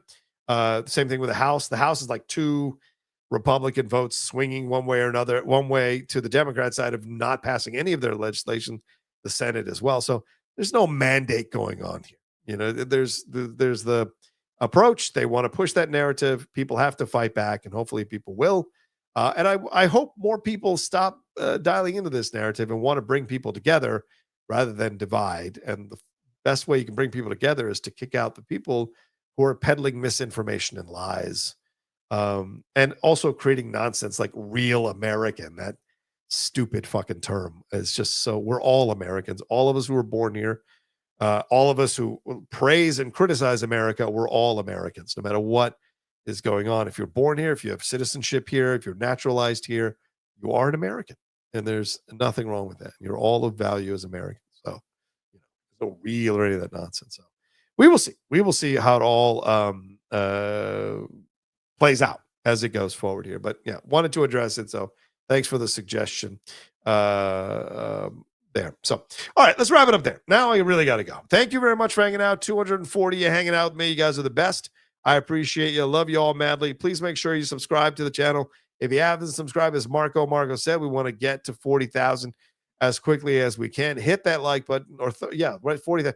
Hit that like button, hit that bell button. Leave your comments down below. Keep them respectful. I will delete your comments if you're a jerk. I get the notifications of the comments. I read the first sentence, delete. Hide user from the channel. It's really not an issue for me. I don't care about it. Make all the videos you want about me. I don't give a fuck. I will keep going, keep doing what I'm doing, and I will delete you from my channel if you're a jerk. If you bring up really good points, bring up opposite points that are knowledgeable, educated, and present them well, happy to engage, happy to allow you to engage down there. No big deal. So keep it civil, but let me know your thoughts on all the stuff we talked about here on the show. And thanks for hanging out with me, honestly, because Winston, unfortunately, terrible things are happening there and the fires in LA. And I didn't know if we were even going to do a show. The fact that I, did an hour and 15-minute show and I had almost over 200 people hanging out for me almost the whole time really means a lot. So thank you. Thank you all so much. I love you and appreciate you all madly. Take care of yourselves. Be well. For those of you in LA or being anywhere in the world being affected by any natural disaster that's happening, please take care of yourselves. Please be safe. For those of you who are watching right now or listening right now, if you can donate and help in any way for these people and donate to these organizations that are going to help people recover from the fires there in California and LA, please make sure you do so if you can.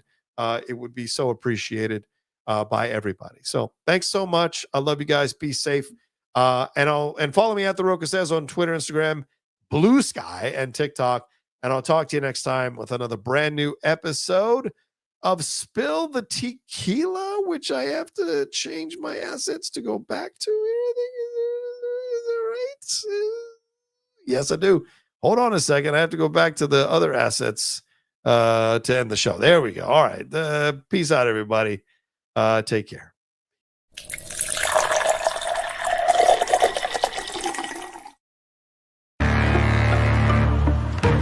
Yeah. Money make the world go round. I'm trying to get it all right now. Everybody worried about the crown. Big, look, homie, I'm the man right now. Talking to a PI kind of time we on.